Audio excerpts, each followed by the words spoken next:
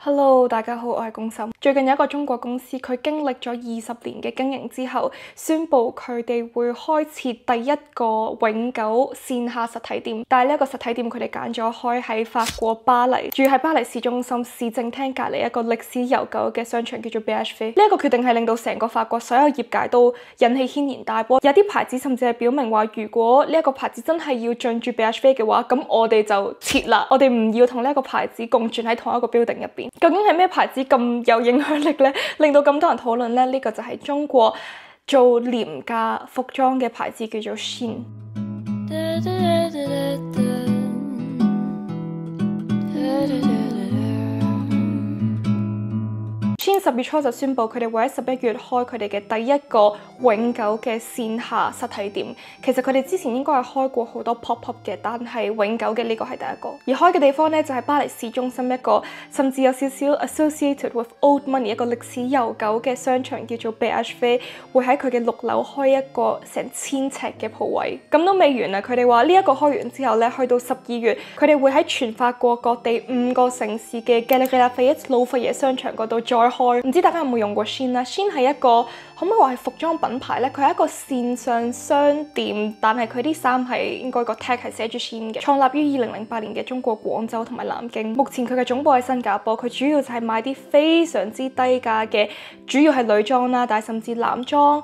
家居用品、首飾、美妝佢都有涉及嘅。佢嘅低價係講緊可能100蚊港紙一條連身裙，120蚊港紙一條牛仔褲咁樣。你如果開佢嗰個 app 咧，你會覺得首先佢好靚啦，好唔 stylish 啦，好唔認真，好唔正經嘅感覺，因為佢一日咧係會上新7000個款式，每日啊講緊。佢點樣做到更新嘅速度咁快咧？就係佢不停咁樣去抄唔同牌子嘅款式啦，用最廉價、最 cheap 嘅物料去做到呢啲衫之後，再用各種 Photoshop AI 去整嗰啲產品圖掉晒上去。等開始有人買啦，佢哋開始 analyse 到哦，原來呢一件衫係有 market 嘅，佢哋先至開始大量咁樣去生產。所以你會見到一件衫佢可能有19隻色，但係19隻色嘅效果圖都係同一張相，只不過 AI 或者 Photoshop 咗唔同嘅顏色。咁當然做到咁誇張就好明顯，佢哋嘅生產係唔合規啦，唔符合歐盟標準啦。主要問題除咗抄襲之外，仲有佢哋嘅生產環境好惡劣啦，同埋環境污染嘅問題。根據 Action F France 7月嘅報告顯示，Shein 嘅員工工作環境係好惡劣嘅。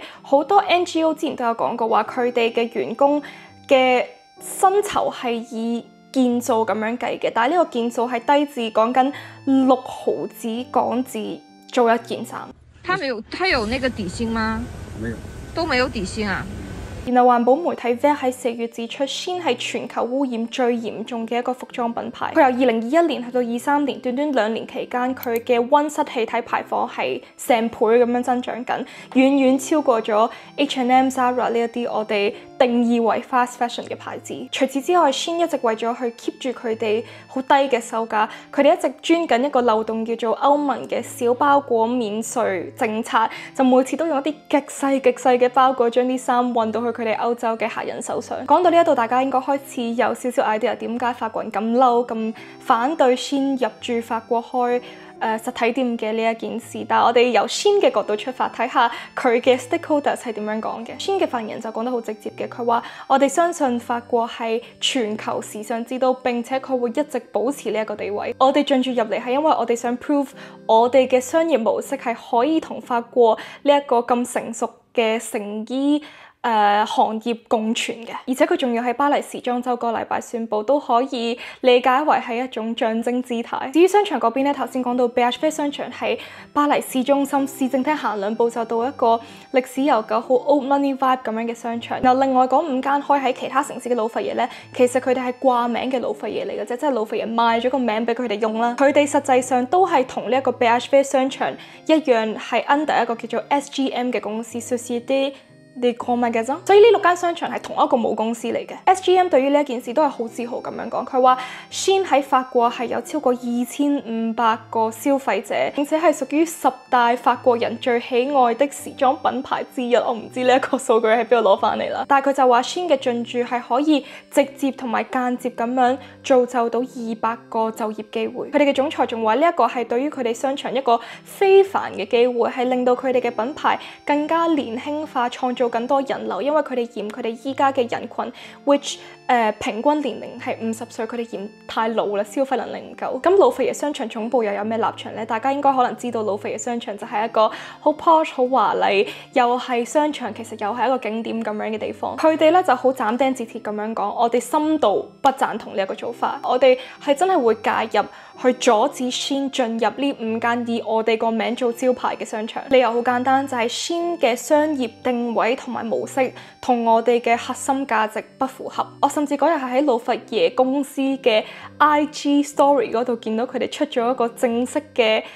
嗰啲叫咩律師信公開函，有啲似 K-pop idol 犯錯啊或者講錯嘢之後公司會出嘅嗰封信咁樣，但係佢就係堅決咁樣話唔同意，唔准入嚟咁樣。而本身同 SGM 傾緊一啲收購工作嘅法國領土銀行都宣布呢一件事之後，佢哋唔會再同 SGM 傾落去。原因好簡單，因為 Shein 嘅進入令到佢哋覺得佢哋同 SGM 之間嘅信任破裂。所以 Shein 要進駐嘅呢一個消息喺10月1號宣布咗之後，即刻係引起各界嘅強烈嘅反彈，唔單只係成衣界，甚至係商界、政界、NGO 都有好強烈嘅反應。喺好多人眼中，允許一個咁 cheap、咁屢遭批評，一定好明顯會對法國創造業造成不公平競爭嘅一個牌子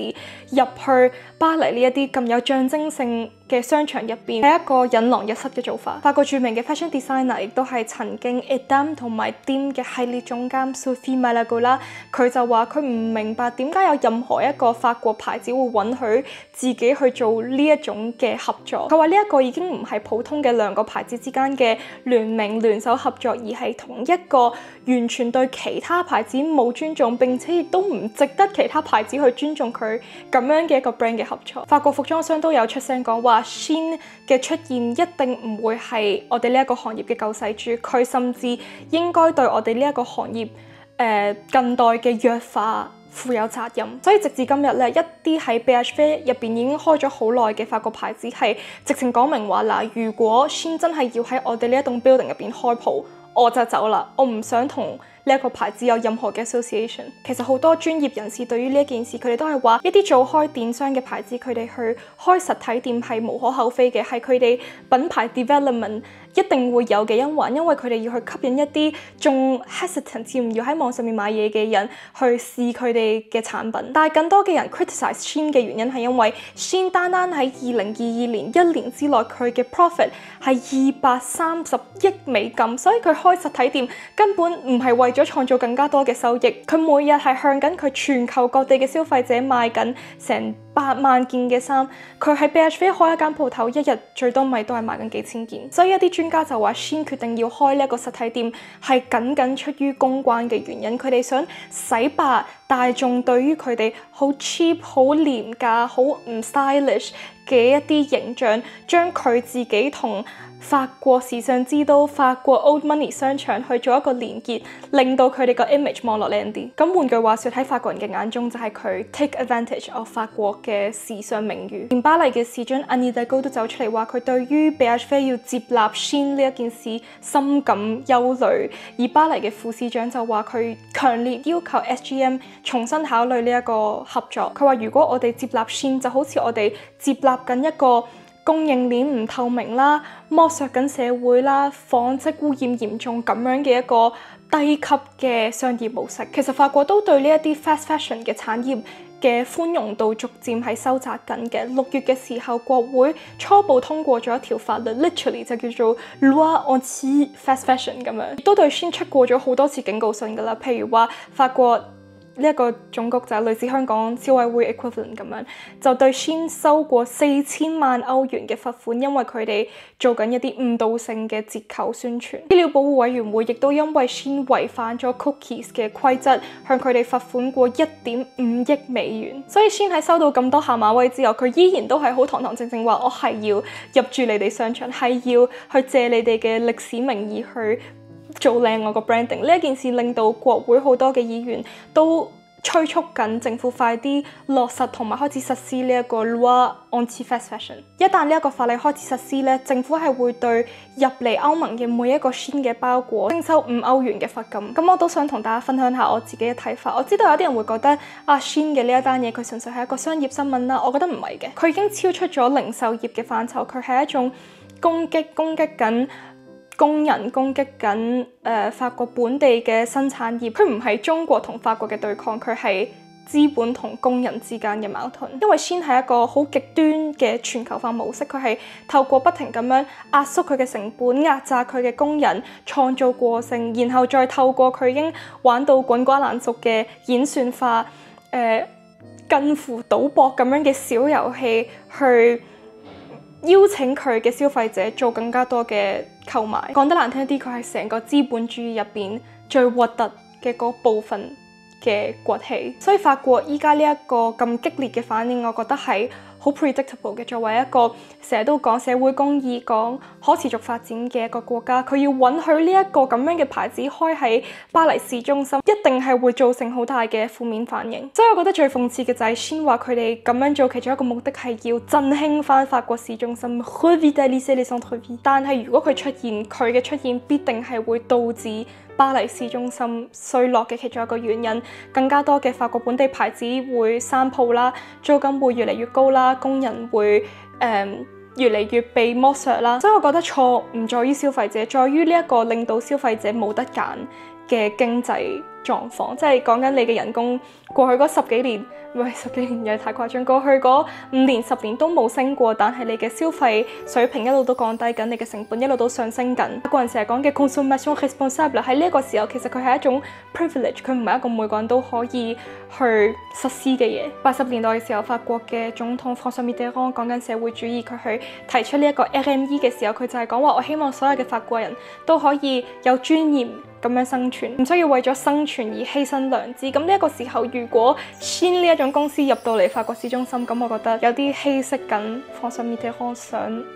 我哋做到嘅嘢。所以我會譴責 Shein 呢一個牌子，唔單止係因為佢抄襲、佢剝削、佢污染，更加係因為佢利用緊我哋社會入邊最脆弱嘅嗰部分。佢利用緊一個可負擔嘅快樂作為藉口，令到消費者參與呢一個佢哋冇得揀嘅遊戲。所以我覺得政府應該做嘅唔單單只係啦，唔係話唔應該，但係唔單單只係拒絕 Shein 嘅入駐，更加應該係將個社會變成一個大家都負擔得到去買唔係 Shein 呢一個價錢嘅衫，大家都可以買到體面嘅衫，大家都可以有一個合理嘅人工，可持續發展嘅